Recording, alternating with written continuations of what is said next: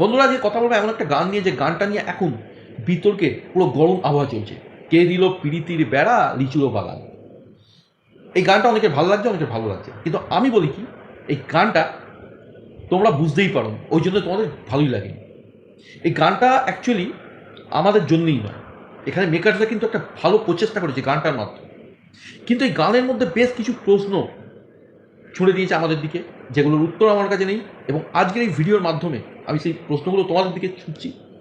তোমরা যদি সেই প্রশ্নটা জানো, আমাকে অবশ্যই কমেন্টে জানিও, এবং অবশ্যই আজকে ভিডিও কেমন লাগলো সেটা কিন্তু জানাতে ভুলো না। এবং কেউ যদি নতুন হয়ে থাকো চ্যানেলে, সাবস্ক্রাইব করো, শেয়ার করো, এবং ফার্দার নোটিফিকেশনের জন্য বেল আইকনটা কিন্তু ক্লিক করো। যাই হোক, চলে আসি মূল বক্তব্য। গানটা হলো কে দিল পিরিতির বেড়া লিচুরো বাগানে। আচ্ছা তোমরা বলো, আমরা সকলে বাঁশের বেড়া শুনেছি, কাঁটা তারের বেড়া শুনেছি, কিন্তু হোয়াট ইজ পিরিতির বেড়া?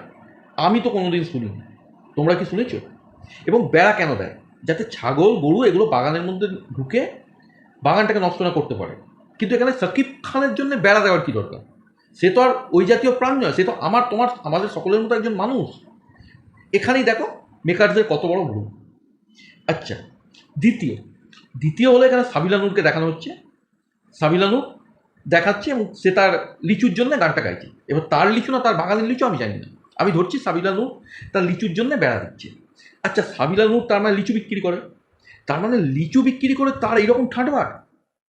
এখানে মেকাররা কিন্তু একটা সুন্দর মেসেজ দিয়েছে, কোনো কাজই ছোট নয়।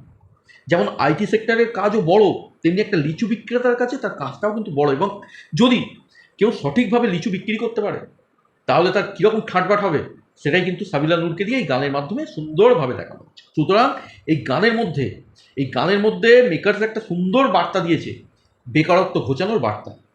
এবং সেই জন্য আমার মনে হয় এই গানটা কিন্তু তোমরা মন দিয়ে শোনো, এবং গানটা শুনে গানের ভেতরের মানেটাকে বুঝতে চেষ্টা করো। এছাড়াও বলি, এখানে মেকার্সের আর একটা পরিকল্পনা আছে। সেটা হচ্ছে, এই গানের মাধ্যমে মানুষ বাদ দিয়ে যারা বাগানের মধ্যে ঢুকে পড়ে বাগান নষ্ট করে, সেই চার প্রিয় প্রাণীগুলোকেও কিন্তু মেকার্সরা টার্গেট করেছে, যাতে তারা ওই সিনেমাটি দেখতে আসে। ওই জন্য দেখো লিচুর বাগানে বেড়া এই প্রসঙ্গগুলো বলেছি, যাতে তারা আকৃষ্ট হয়, তারাও আসে। এবং এই মুভির গল্প সম্বন্ধে কিন্তু মেকার্সরা ইতিমধ্যেই একটা ইঙ্গিত দিয়ে দিয়েছে। এই মুভিতে অ্যাকশন যেমন থাকবে, তেমনি কিন্তু সাসপেন্সও থাকবে। কে দিয়েছে বেড়া, এইটা কিন্তু বড় প্রশ্ন, এবং এই প্রশ্নের উত্তর পাওয়া যাবে এই মুভির ক্লাইম্যাক্সে গিয়ে। হ্যাঁ বন্ধু, প্রশ্ন ছুড়ে দিয়েছে। সুতরাং বুঝতেই পারছো, মুভির নাম তাণ্ডব, এবং এই মুভিতে কারা তাণ্ডব করতে আসছে, এবং কাদের জন্য বেড়া দেওয়া হচ্ছে, এবং কে বেড়া দিচ্ছে, যেটা গুরুত্বপূর্ণ প্রশ্ন এই মুভির মধ্যে। এবং এই প্রশ্নের উত্তর পাওয়ার জন্য তোমাদেরকে কিন্তু তাণ্ডব মুভিটা দেখতেই হবে। সুতরাং এই গানটাকে কিন্তু কেউ হেলা ফেলা করো না, গানটাকে শোনো। গানের মধ্যে কিন্তু অনেক মিনিং আছে, এবং শুনে বুঝে অন্যকেও শোনাও।